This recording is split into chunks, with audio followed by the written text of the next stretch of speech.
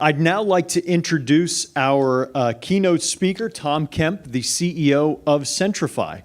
Centrify offers identity and access management and privileged identity management to secure access computer network and cloud computing environments.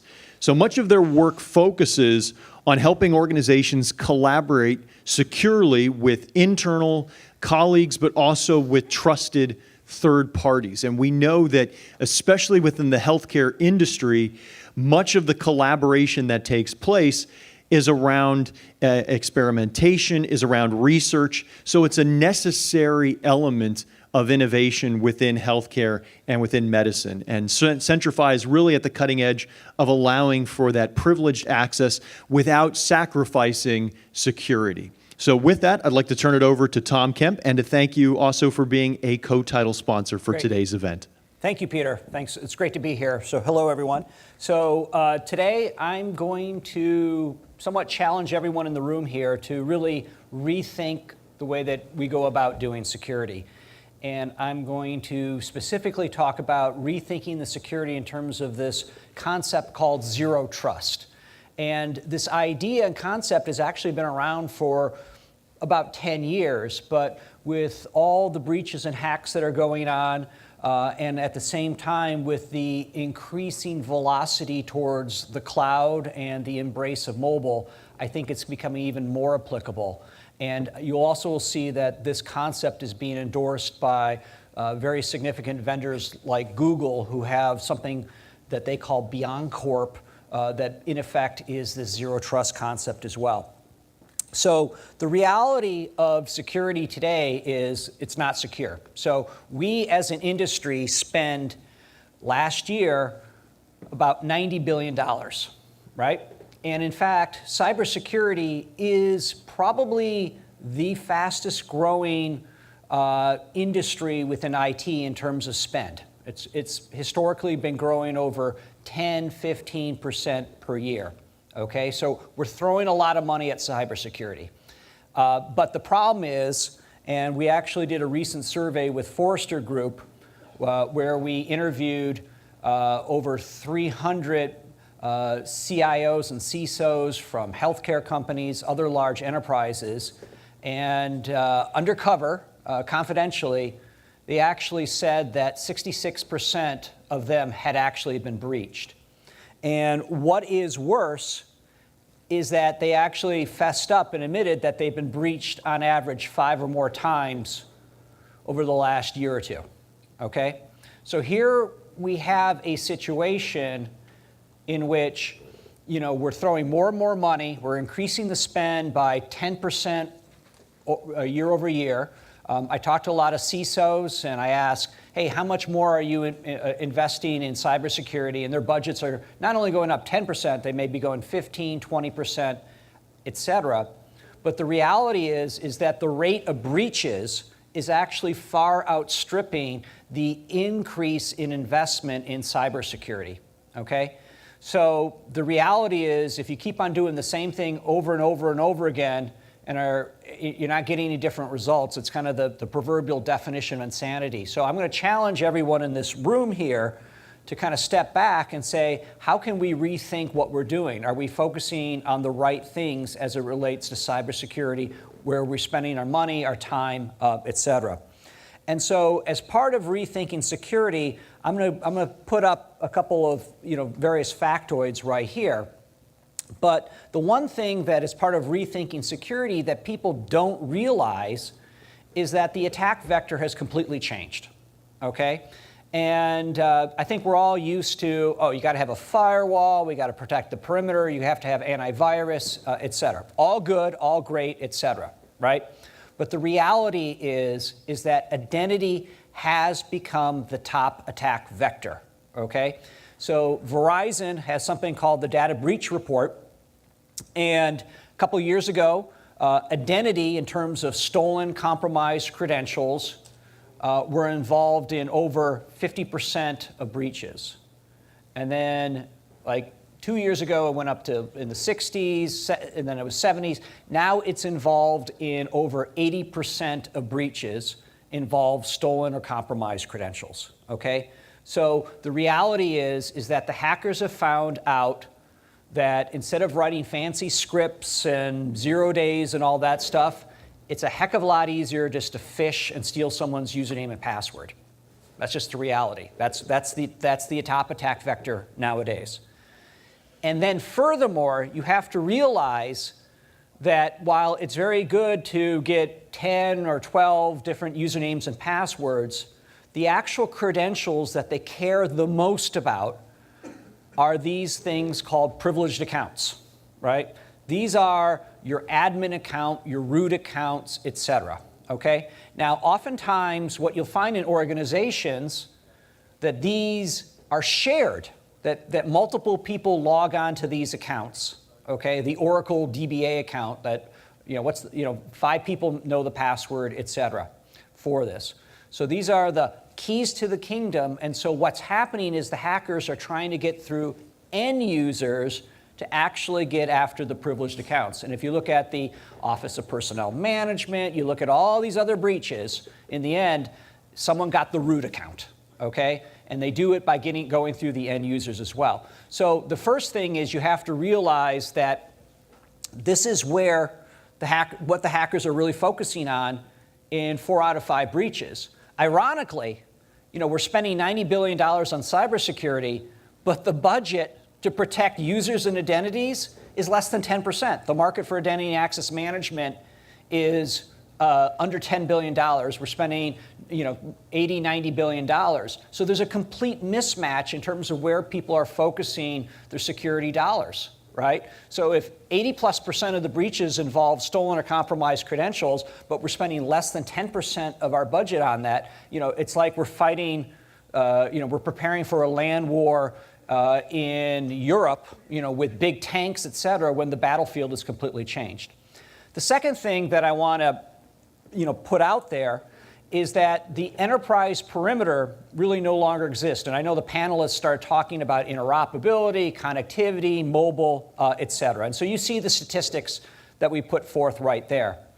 But as people, for example, continuously embrace the cloud, if they're moving, and they're doing that because of digital transformation, right? They want to be more nimble, more productive. They want to give end users more productivity and access to information, et cetera. But there's a whole new host of challenges, right? And so in some sense, like if you move, to cloud and start embracing SaaS, then the challenge then becomes is that those applications are no longer on premises, but now you're giving end users the same sort of problems that they have as consumers. They're drowning in a sea of passwords, for example, right? Or it's very difficult to figure out who has access to what. Now, if you're moving to cloud infrastructure as a service, right, then in the case of, let me back up, in the case of moving to SaaS, you're now going through basically app sprawl, right? But if you're moving to infrastructure as a service, you now have cattle up in the cloud. Before, your servers were pets in your data center, right? Now you have a bunch of cattle that you kind of spin up, spin down, up in the cloud, right? And so now you have server sprawl. And then you've got this rise of this concept called DevOps, right? Where these developers are making changes on the fly, right? And so that represents a new set of challenges, again, outside the traditional network perimeter. And really, people have credit cards. They're firing up, applications that departments are using. They're firing up servers, et cetera. So it's just a whole host of new challenges in terms of app sprawl that leads to people having too many passwords, the need for multi-factor authentication, the need to have a "you are gone" button is when someone leaves the organization, right? They should no longer have access to the corporate Dropbox, right? And in the case of the move to cloud infrastructure as a service, you've got this new category of people called DevOps that have the keys to the kingdom, right? And now you have to worry about things like key management, the SSH keys that provide access to all your servers, et cetera. So the reality is that rethink security in terms of really thinking about what the new attack vector is, which is identity, and realizing that increasingly that in effect, consumerization of IT, digital transformation, has completely broken down to traditional enterprise perimeter. And more, increasingly, more of your IT is outside the actual network perimeter, and there's a new set of challenges that you have as it relates to that. And so this new threatscape requires a paradigm shift, okay? And there's been a lot of smart people that have been thinking about this, okay? And so the first concept of zero trust was written about 10 years by a guy by the name of John Kindervag, who was an analyst at Forrester. He's now a CTO at Palo Alto Networks, and he talked about this concept of zero trust. When Google got hacked through Project Aurora, they came up with this idea, this concept called BeyondCorp. And basically, they're the same. And this is the way that people are starting to now think about how to address these new attack vectors, the deperimeterization of the network. And basically, the concept of zero trust is that if you want to connect from a particular network, you must, and to do so, you need to move away from the concept of, hey, if you're on my internal network, I'm going to assume that there's a level of trust right there, okay? You actually need to move to the concept of never trusting anyone, right? And so, Reagan said, trust but verify. You need to move that to never trust and always verify. And so access to key services are now based on really three key components. The first key component is what we know about you as the user, right? Is it really Tom Kemp, okay? And by the way, this actually applies across the board, this concept of what we know about you and verifying the actual user not only applies to actual digital security, right?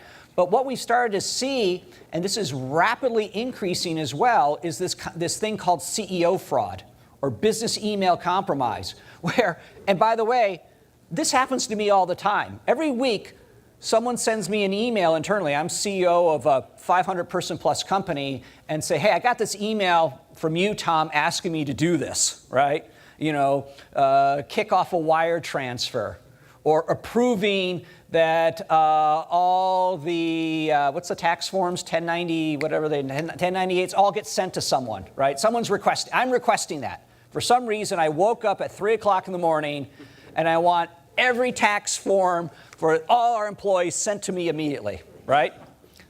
So you'll be amazed. And so I've now told people that, first of all, I've told people, if you get an email like this asking for anything, having to do with this, call me. It's okay to call me. Of course, the mentality within an organization is a CEO, hey, CEO sending me an email. He says jump, I say how high. I don't question it. He may say, and it turns out, yeah, he may be sending it from this Gmail account, right? tomkemp@gmail.com. So he's probably so busy at 3 o'clock in the morning that he forgets to use his centrify.com, right? And the interesting thing was that, well, this happened 5 years ago. I'm walking in the office and someone said, hey, we're about to kick off that wire transfer you asked for. I'm like, what? What? And so we look at the email, and so our company name is, Centrify, right? Someone created a domain that flipped the R and the I, right? So they're doing that right now. And so anyway, so it was beautiful. It was this nice email trail of me sending an email to this person who gets this approved. It was all faked, right? And then if you actually and they sent it to someone in our accounting department, and they replied, say, okay, let me research this. And the person replied in real time, said, great, I really need it, right? So they created this fake domain that they flipped the I, and they could potentially have done a domain instead of the I, it could have been a 1 or an L, et cetera. Happens all the time, right? So that is, it's about trust, right? And not trusting anyone. So if you get that email from HR, et cetera, you need to train and tell people. And again, this is not them actually writing some code, hacking onto your system, right? This is them sending an email and getting you to do something for them, doing wire transfers, handing over HR information, et cetera, right? And playing on that. So it's called CEO fraud, business email compromise, et cetera. But of course, it's even better and easier if they stole my username and password, right? So they can then get into Centrify Salesforce or Workday, et cetera. Woohoo! So I can now see, and if we were a public company, right, you could see, the forecast, et cetera, get valuable inside information. So we really need to focus on, is it really you, right? And training people to be very, very skeptical, okay? And that also involves implementing multi-factor authentication as well, right? And we obviously have seen that with the election, with the hacking, et cetera. So the first aspect and the first element of zero trust is it's what we know about you. The second aspect, and again, this is defined by much smarter people than me, Forrester, Google, et cetera. So as you go through this rethinking of security, focus on verifying the user. The second aspect is what we know about the device, okay? Because it turns out that you need to kind of marry verifying the user with validating the device. And technology is available to help make that happen, okay? So you should be able right now to track the geovelocity of your users, that they're accessing it from a device in Santa Clara, and then 5 minutes later, they're trying to access applications from New York. That's not actually possible. You should also, now in this, remember I talked about the cloud, the deperimeterization, right? So that's great. You guys have rolled out Dropbox. You can now share information internally. That's great. But do you really want your users accessing information from grandma's PC in the basement in Minnesota when you're visiting? Probably not, because grandma still has Windows 95, right? So that's another aspect. So you need to also think about, is the device secure? You need to factor in velocity, which basically means the concept of identity historically has been about a user, in password, but you now need to factor in terms of like the definition of identity, it's their device or devices, their geolocation, et cetera. And then the final aspect is all access to services must be authorized. That involves what that means is that first and foremost, you want to implement the concept of least privilege, okay? Again, I talked about DevOps, right? Got 10,000 servers with this new application, you fire them up, fire down. Do you really need to give the 20 DevOps guys carte blanche access to all 10,000 systems? Probably not, right? You want to limit their privilege in terms of what systems and applications they access and do it from a time perspective as well, okay? So again, this concept is you got to think zero trust. Never trust, always verify, okay? So let's drill down a little bit more on this concept right here. And I'm going to add another aspect to this as well, which is in a world where we're starting to implement big data, machine learning, AI, et cetera, there also needs to be a learning adapting aspect of this as well, right? So in the financial, let's step back. You get a phone call from your credit card company and say, we noticed 20 transactions that have happened in England. It doesn't appear you're in England. Okay, so that's cool. Financial services has that type of scoring that's happening. Or, kind of embarrassing, you go out and you're trying to make that big purchase, buying the engagement ring, you give them the credit card, and you're trying to buy that credit card, buy the ring, and your credit card won't process. It's blocked, right? Because you don't normally do a $15,000, $20,000 transaction, et cetera. Well, why aren't we doing the same thing in terms of have risk-based scoring, risk-based access for actual authentication as well, right? That there should be, based on your past history of what you've done, what devices you usually use, actually the time of day, the location, et cetera. And so if you actually step back and kind of look at this and start saying to yourself, look, our users, are not on the corporate network. They're using personally owned devices. So in a world in which we're increasingly at the Starbucks down the road, or right at the Mercado, maybe some of us stopped at the Mercado, the Starbucks right there. We whipped out our phone or iPad. We started talking to Salesforce, Workday, Concur, Office 365, et cetera, right? In that kind of world, what can you secure, right? There's no next-gen firewall. You don't have antivirus on your phone. You're not using the corporate VPN. So in that world, the first thing you need to do is you need to secure the user, right? You need to verify the user, okay? And so is it really Tom Kemp? Preferably, I'm not sitting there at the Starbucks in line typing passwords, right? You should be leveraging the biometrics associated with the actual device to verify that it's me, right? And then something in the cloud is then saying, geez, yeah, Tom's usually in this area. This makes sense. But also should be verifying, does Tom's device, does it have the latest operating systems, patches, et cetera?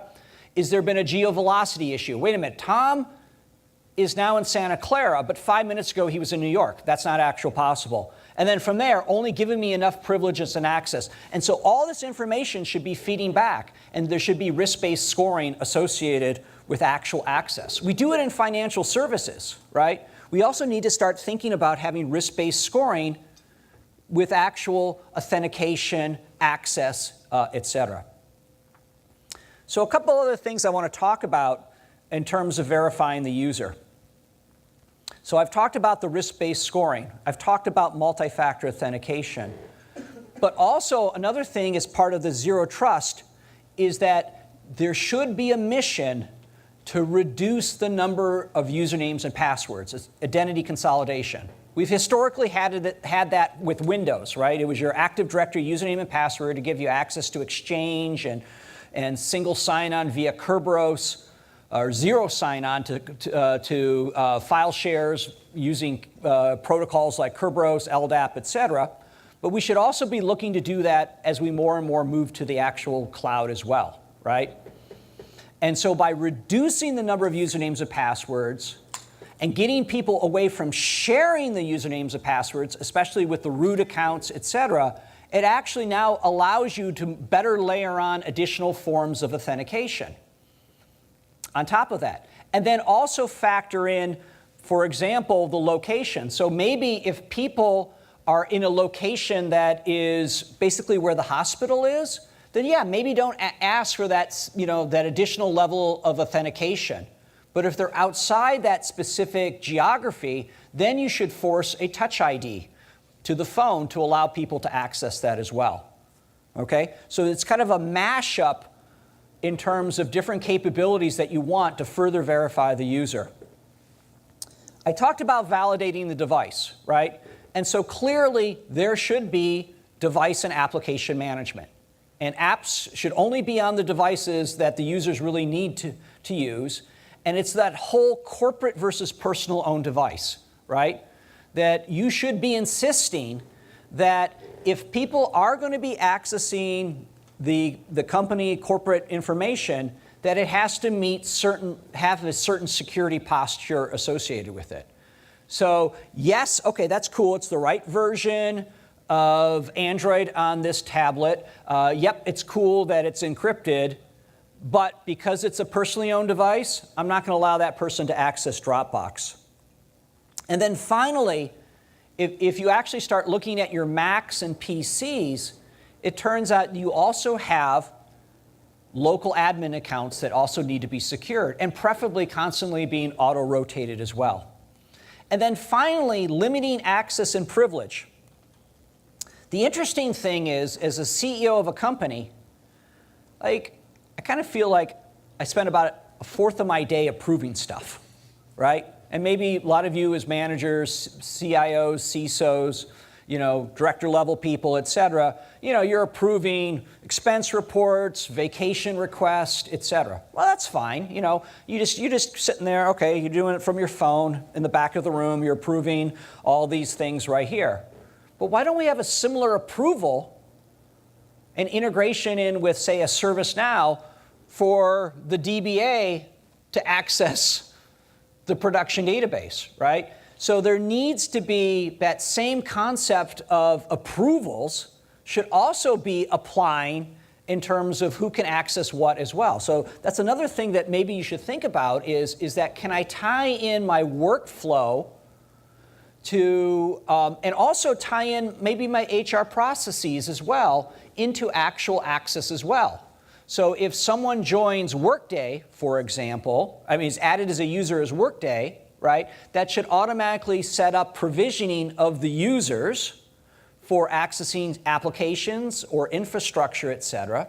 But when they get deprovisioned from Workday, it automatically should apply that they can no longer access that as well. So you already have HR applications like a Workday or Bamboo. You already have probably a Zendesk or ServiceNow that provides workflow that should also be extended into security as well. Leverage what you also have. And then, of course, audit everything, right? And then people say, oh, yeah, we got the log files, right? But guess what? In today's day, where the critical access is done through privileged accounts, you should also be capturing all privileged activities down to keystrokes, mouse clicks, et cetera, for your most important systems and applications as well. It should be user-level activity monitoring that should be happening as well. So you should basically have a DVR of what was done on the server. So if something does blow up, you can actually, like a black box, you can actually play back the sessions as well. And then finally, as I said before, there should be learning and adapting, right? And so this learning and adapting through user behavior analytics and then feeding back into the access can actually improve productivity, because there's this whole discussion about balancing security versus productivity, right? And I always hear people's like, yeah, we turned on multi-factor authentication, right? But all the employees complained it took them forever to get in, so we shut it off. I hear that all the time, right? And so what you really need to do is then move into the concept of adaptive multi-factor authentication. So yes, Tom is in the Dominican Republic right now, but he's accessing from the same PC that 20 hours ago he was accessing, he's always accessed from, okay? So don't make Tom jump through 10 additional hoops, because I doubt a hacker stole my PC, flew to the Dominican Republic, and started doing the same things that I've done the prior 2 days, et cetera, okay? So there needs to be this adaptive capabilities. So at the end of the day, it actually turns out, so you're saying, God, Tom, that's really great, right? Does this zero trust really work, right?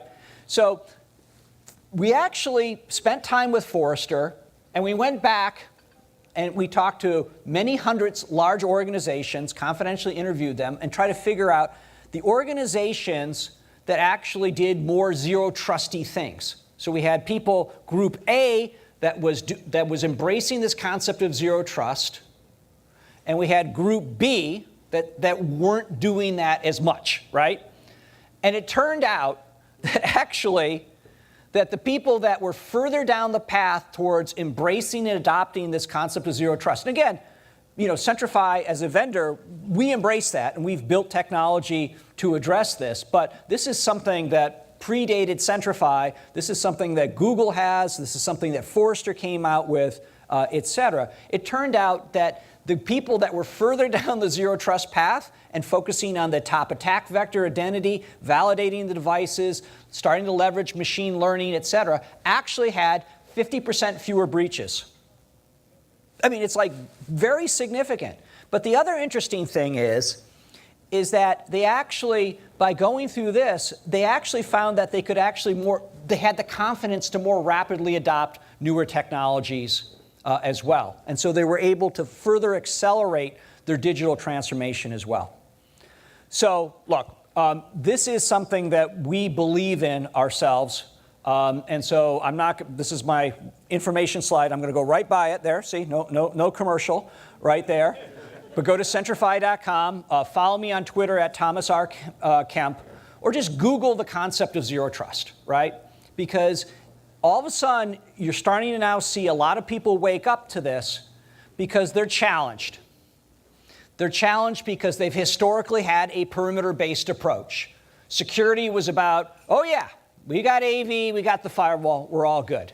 But in a world in which the perimeter has dissolved, in a world in which your users and their credentials are the main attack vector today, 80% of the breaches involve stealing usernames and passwords, you kind of need to challenge the historical perimeter-based approach. Ask yourself, what's my spend? Am I fighting the war from 20 years ago, or am I fighting this war, the current war, in terms of the current attack vectors that the hackers are doing?